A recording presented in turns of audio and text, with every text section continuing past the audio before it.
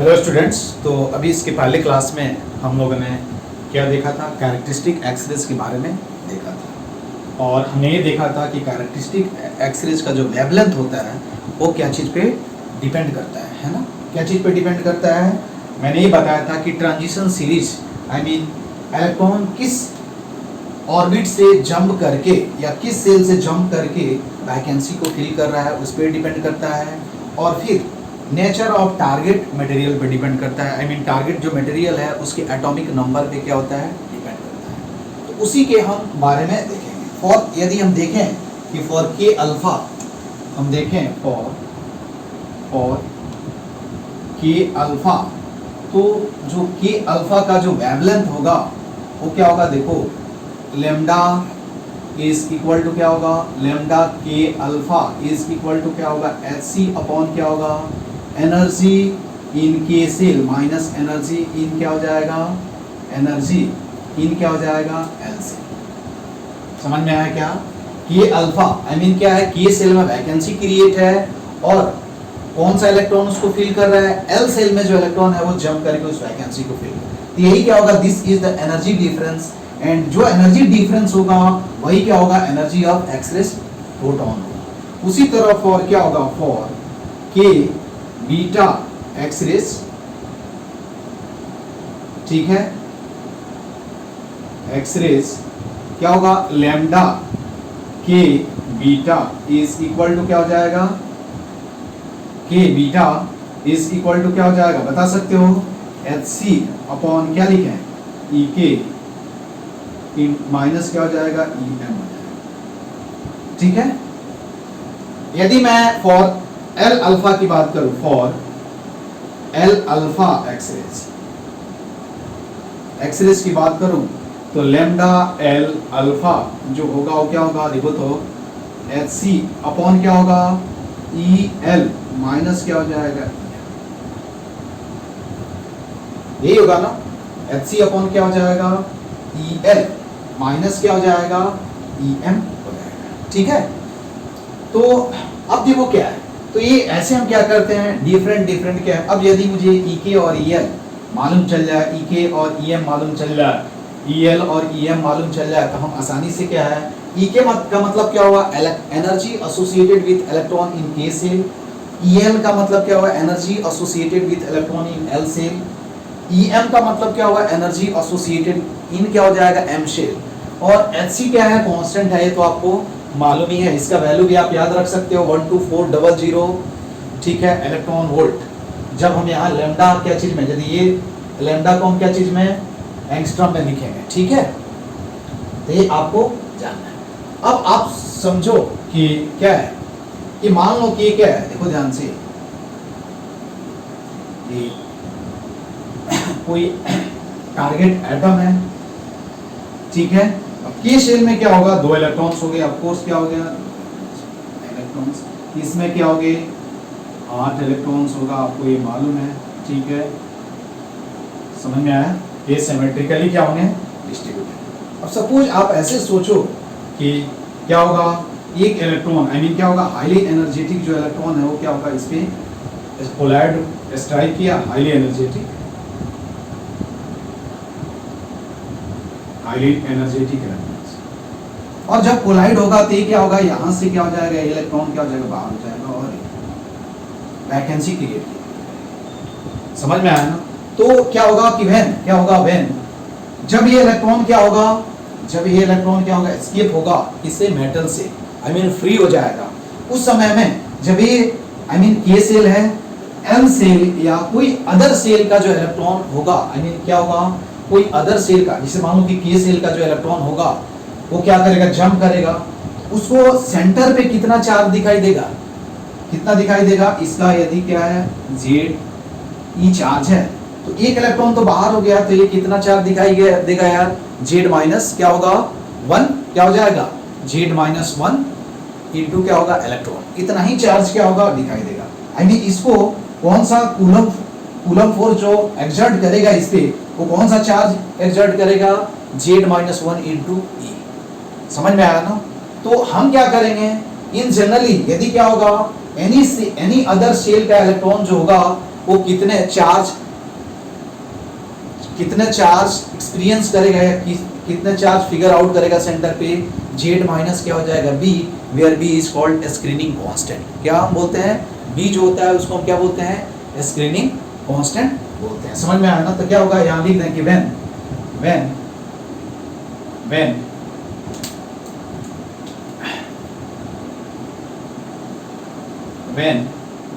K shell electron is knocked out by क्या होगा, by highly energetic electron, by highly energetic electrons, highly energetic, then the L shell electron while क्या होगा, while या then क्या होगा, then during transition of क्या होगा, transition of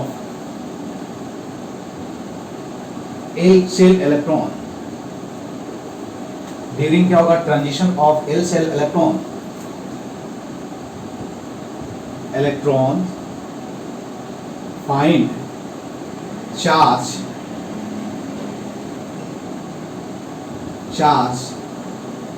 at क्या होगा, at center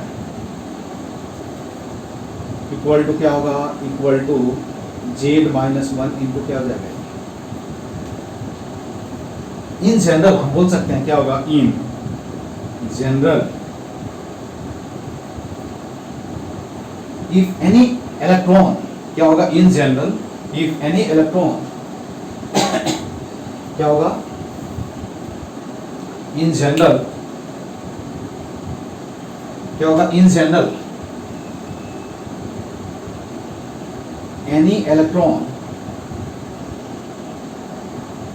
about to transition to fill the vacancy in K shell will find Z minus B into E charge at center।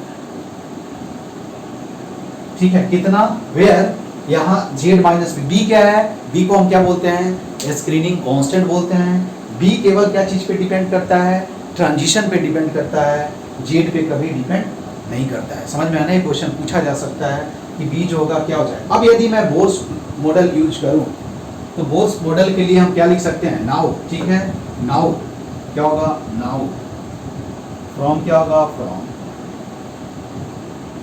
Bourse या bourse law. ठीक है, क्या हो जाएगा, देखो तो यहां हम ये लिख सकते हैं,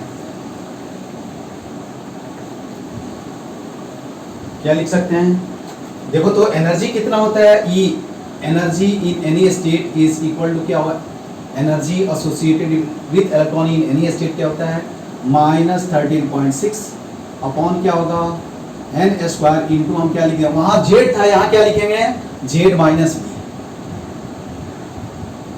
ठीक है, क्या होगा, जेड माइनस बी, इसको हम क्या बोलते हैं, बी। बी को क्या बोलते हैं, बी इज कॉल्ड क्या होगा, स्क्रीनिंग कांस्टेंट।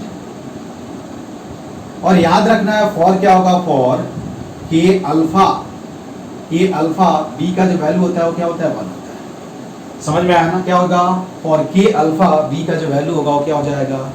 अब मान लो इन जनरल, मान लो कि ट्रांजिशन हो रहा है तो हम यहां से बोल सकते हैं, अब delta E is equal to क्या बोल सकते हैं, माइनस 13.6 इंटू क्या होगा, ये क्या होगा, एनर्जी ऑफ क्या बोलेंगे, energy of x ray photo, energy of क्या होगा, एक्सरेज, कौन सा, characteristic x rays, energy of x rays photons.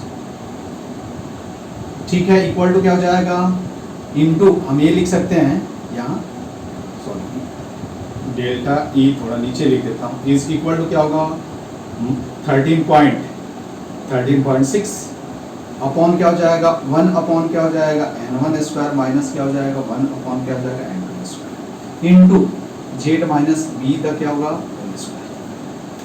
अब यदि क्या होगा फॉर अल्फा यहां से लिख सकते हो, देखो बाद में मैं लिखता हूं for K alpha n equal to क्या हो जाएगा 1 और n1 इक्वल टू और n2 इक्वल टू क्या हो जाएगा 2 हो जाएगा, बाद में मैं आता हूं वहां, ठीक है। अब इसको क्या लिख सकते हैं देखो तो hc अपॉन क्या लिख सकते हैं लैम्डा, क्या लिख सकते हैं hc अपॉन क्या लिख सकते हैं लैम्डा, क्या लिखेंगे hc अपॉन लैम्डा 13.6 इंटू क्या होगा 1 अपॉन n1 स्क्वायर माइनस क्या हो जाएगा n2 स्क्वायर इंटू क्या हो जाएगा z माइनस क्या हो जाएगा b। केवल हमने क्या किया कूलम्ब लॉ की जगह वहां क्या होता है जेड ई स्क्वायर होता है, तो यहाँ क्या हो जाएगा Z minus B the whole square. बाद में मैं लिखता हूँ कि बी जो है वो क्या चीज पे डिपेंड करेगा।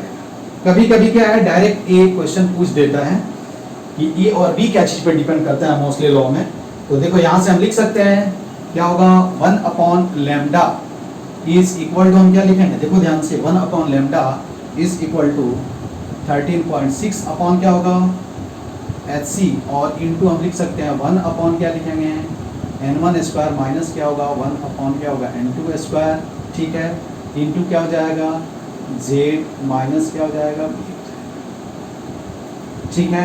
यही क्या होता है this is nothing but the Rydberg constant, यही क्या होता है दिस इज कॉल्ड क्या होगा रीडबर्ग कांस्टेंट, इसको हम क्या बोलते हैं रीडबर्ग कांस्टेंट बोलते हैं, ठीक है। समझ में आई बात, इसको हम क्या बोलेंगे दिस इज कॉल्ड क्या होगा रीडबर्ग कांस्टेंट, ये होता है ना, याद आया ना। देखो यहाँ से हम क्या लिखेंगे 1 अपॉन लैम्डा इंटू क्या लिखेंगे r इंटू क्या होगा 1 अपॉन n1 स्क्वायर माइनस क्या होगा 1 अपॉन क्या होगा n2 square into Z minus क्या हो जाएगा, दिस इज क्या हुआ वेवलेंथ। अब यहाँ से तुम देख सकते हो कि वेवलेंथ जो है वो क्या क्या चीज पे डिपेंड करता है, ठीक है। वेवलेंथ जो है वो क्या क्या चीज पे डिपेंड करता है, किसका कैरेक्टरिस्टिक एक्सरे का। तो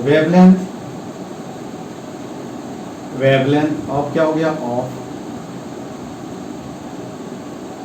कैरेक्टरिस्टिक एक्सरेज, ठीक है, समझ में आया ना। अब यहां से तुम ये लिख सकते हो क्या होगा कि फॉर क्या होगा फॉर यहां से हम ये बता सकते हैं कि लैम्डा जो होगा वो क्या होगा, वही बता रहा था तुमको कि लैम्डा विल भी क्या होगा 1 अपॉन क्या हो जाएगा 1 अपॉन क्या होगा n1 स्क्वायर माइनस क्या होगा 1 अपॉन क्या होगा n2 स्क्वायर। बताया था क्या, बताया था ना यार कि लैम्डा वेवलेंथ ऑफ कैरेक्टरिस्टिक जो एक्सरे जो है वो क्या है 1 अपॉन क्या होगा, इसको हम क्या बोलते हैं ट्रांजिशन सीरीज बोलते हैं। आई मीन कौन से ऑर्बिट से इलेक्ट्रॉन जंप करके वैकेंसी को फिल कर रहा है, ठीक है। और यहाँ से हम बोल सकते हैं कि lambda is inversely proportional to क्या होगा z माइनस क्या हो जाएगा b, ठीक है, क्या होगा b द होल स्क्वायर। तो यहाँ से ये यदि टारगेट फिक्स होगा तो ट्रांजिशन पे डिपेंड करेगा, यदि टारगेट फिक्स नहीं होगा ट्रांजिशन फिक्स कर दें तो b क्या हो जाएगा फिक्स हो जाएगा, तो क्या हो जाएगा फॉर क्या होगा फॉर क्या होगा गिवन ट्रांजिशन, ठीक है। और ये क्या हो जाएगा फॉर गिवन क्या हो जाएगा गिवन टारगेट। यदि टारगेट फिक्स हो गया तो जेड क्या हो जाएगा कांस्टेंट हो गया, हम बोल सकते हैं कि लैम्डा जो होगा इनवर्सली प्रोपोर्शनल टू क्या होगा, ये इंपॉर्टेंट है, बहुत ही इंपॉर्टेंट है, ठीक है। उसके बाद हम लिखेंगे यहां से कि फॉर क्या होगा फॉर के अल्फा, बताओ देखो यहां से ये जनरल लिख सकते हो, यहाँ n1 n2 का वैल्यू रखते जाओ और तुमको लैम्डा मिलते जाएगा। तो हम क्या लिखेंगे फॉर क्या होगा फॉर के अल्फा, क्या होगा for K alpha n1 is equal to 1 n2 is equal to क्या होगा 2 and b is equal to क्या होगा 1। वैल्यू देख लो कितना आ रहा है वहां से, ठीक है। वहां से देखो क्या होगा 1 upon lambda K alpha is equal to r into क्या होगा 1 माइनस 1/4 इंटू क्या हो जाएगा z माइनस क्या हो जाएगा 1 द होल स्क्वायर, ठीक है। यहाँ से लिख सकते हैं lambda K alpha is equal to r into क्या लिखेंगे आई मीन 3r 3r/, क्या हो जाएगा 4 इंटू क्या हो जाएगा z माइनस क्या हो जाएगा 1 होल स्क्वायर। ठीक है, यहाँ लिख सकते हैं देखो lambda K alpha is equal to क्या होगा 4, ठीक है, upon 3r into z minus क्या होगा 1 समझ में आया क्या? और क्या होगा के अल्फा। ठीक है, इसको अब हम इक्वेशन क्या लिख देते हैं, इसको इक्वेशन 1 लिख देते हैं। ठीक है, या चलो फिर बाद में आते हैं क्योंकि मुझे मोस्टली लॉ प्रूव करना है। तो wavelength of K alpha characteristic X rays equal to क्या होगा 4/3r इंटू क्या हो जाएगा z माइनस 1। समझ में आया ना? उसके बाद हम आते हैं कि नाउ फ्रीक्वेंसी क्या होगा उसको कैलकुलेट कर लें। तो हमने वेवलेंथ कैलकुलेट कर लिया, अब लिख लेते हैं कि फ्रीक्वेंसी ऑफ क्या होगा ऑफ कैरेक्टरिस्टिक एक्स रेज।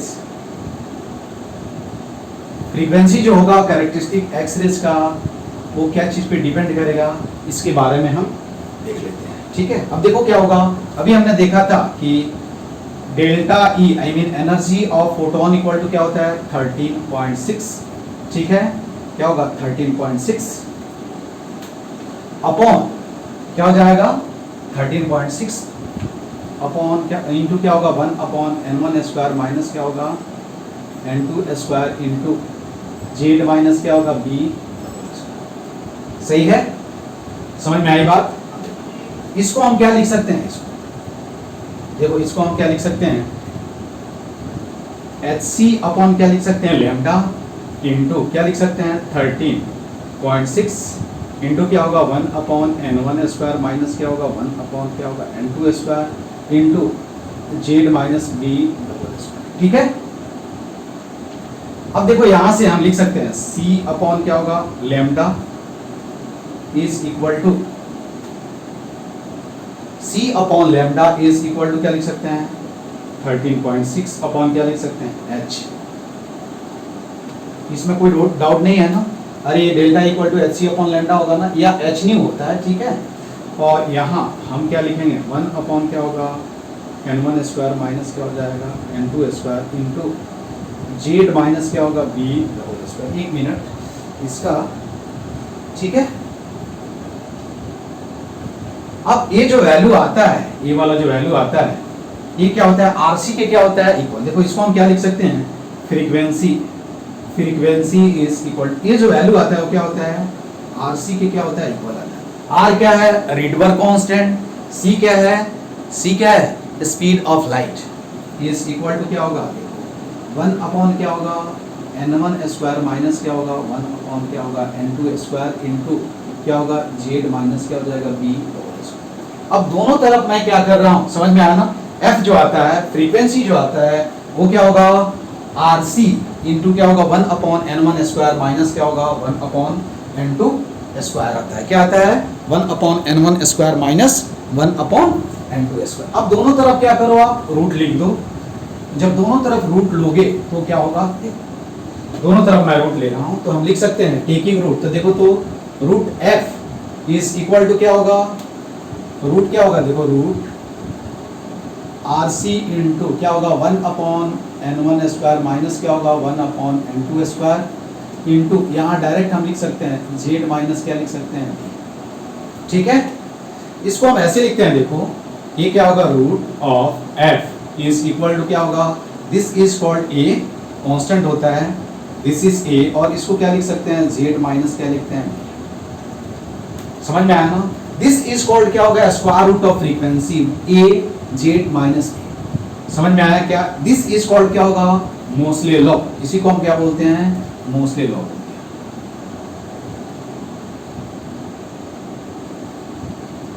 ठीक है, ये क्या होता है कि स्क्वायर रूट ऑफ, अब देखो क्या होगा, ये को हम क्या बोलते हैं a and b are constant, इसको हम क्या बोलते हैं a एंड b। देखो a क्या होगा, यहां से तुम देख सकते हो a का जो वैल्यू है, कभी कभी पूछा जाता है कि a क्या चीज पे डिपेंड करेगा।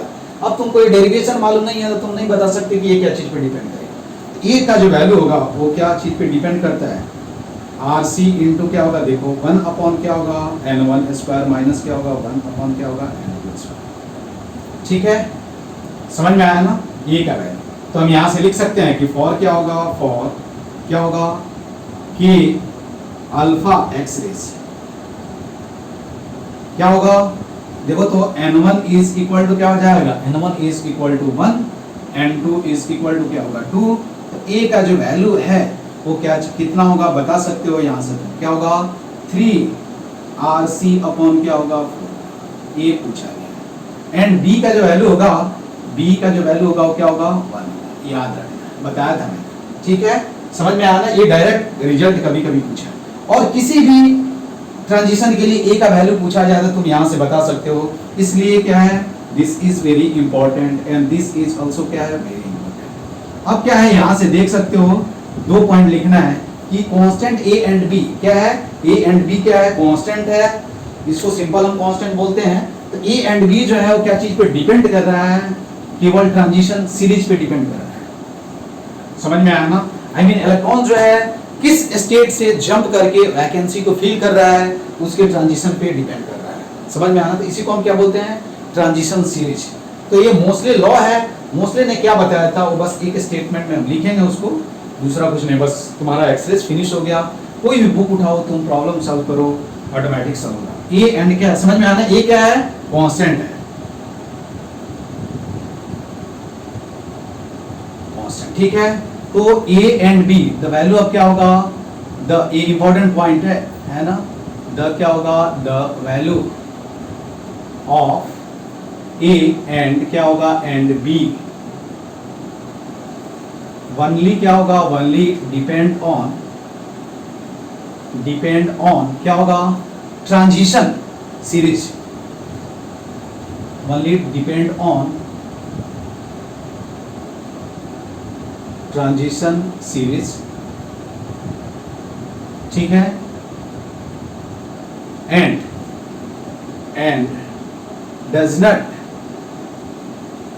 डिपेंड ऑन क्या होगा target material.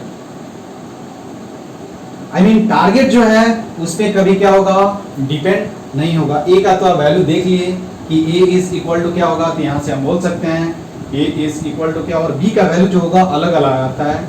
Are C is equal to क्या होगा 1 अपॉन क्या होगा n1 स्क्वायर माइनस क्या होगा n2 स्क्वायर। ठीक है, अब मोस्ट ये समझ में आया। तो ए एंड बी बहुत बार पूछा गया है कि ए एंड बी क्या है। बी आपको मालूम है, बी मैंने बताया था क्या है, स्क्रीनिंग कांस्टेंट बोलते हैं इसको, स्क्रीनिंग कांस्टेंट।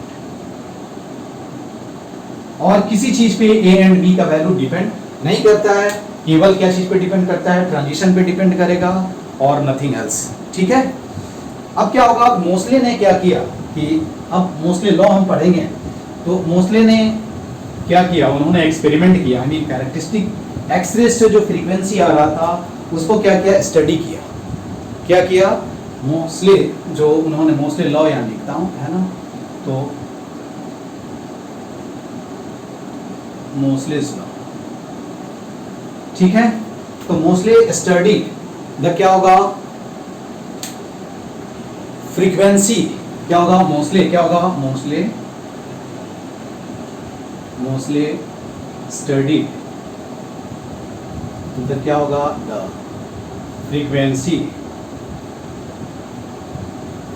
फ्रीक्वेंसी ऑफ क्या होगा फ्रीक्वेंसी ऑफ कैरेक्टरिस्टिक एक्स-रेस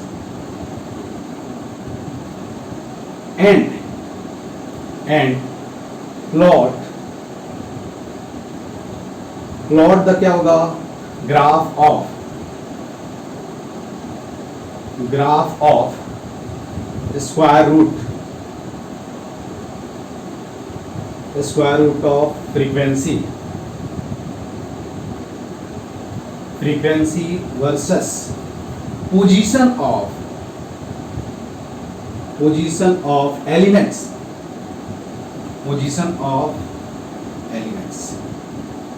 ठीक है, पोजीशन ऑफ क्या है एलिमेंट्स। इन पीरियोडिक टेबल, ठीक है। पोजीशन एलिमेंट को क्या किया उन्होंने, क्या किया मोस्ले ने कि कैरेक्टरिस्टिक एक्सिस जो है उसके फ्रीक्वेंसी को स्टडी किया और square root of frequency versus क्या है पोजीशन नंबर क्या किया का ग्राफ ड्रॉ किया, पोजीशन नंबर का क्या किया ग्राफ ड्रॉ किया। एंड क्या होगा plot the graph of square root of frequency versus क्या है position of element, and that graph was क्या होगा ही फाउंड दैट क्या होगा he founded that this graph is क्या होगा स्ट्रेट लाइन, क्या होगा स्ट्रेट लाइन। उन्होंने क्या किया कि पोजीशन वर्सेस क्या किया फ्रीक्वेंसी का ग्राफ, ठीक है। तो यहां उन्होंने क्या किया फ्रीक्वेंसी और यहां डिफरेंट एटम पोजीशन को क्या किया उन्होंने, इधर स्क्वायर रूट ऑफ क्या है square root of F versus क्या है पोजीशन ऑफ क्या है एलिमेंट्स। तो उनको क्या मिला स्ट्रेट लाइन। इससे उन्होंने फिगर आउट किया कि पीरियोडिक टेबल में जो एलिमेंट्स हैं है ना उनको एटॉमिक मास के अकॉर्डिंगली नहीं अरेंज करना चाहिए, क्या अकॉर्डिंग टू क्या होना चाहिए elements in a periodic table must arrange according to क्या होना चाहिए देयर एटॉमिक नंबर, ठीक है। तो उन्होंने क्या किया ये ग्राफ ड्रॉ किया और फिर उन्होंने मोस्ले ने क्या बताया कि एलिमेंट्स क्या होगा अकॉर्डिंग टू क्या होगा according to mostly explain that या ऐसे सिंस आफ्टर ड्राइंग ग्राफ क्या होगा आफ्टर प्लॉटिंग क्या होगा plotting graph he figured out that elements in और क्या होगा periodic table must arrange according to their atomic number।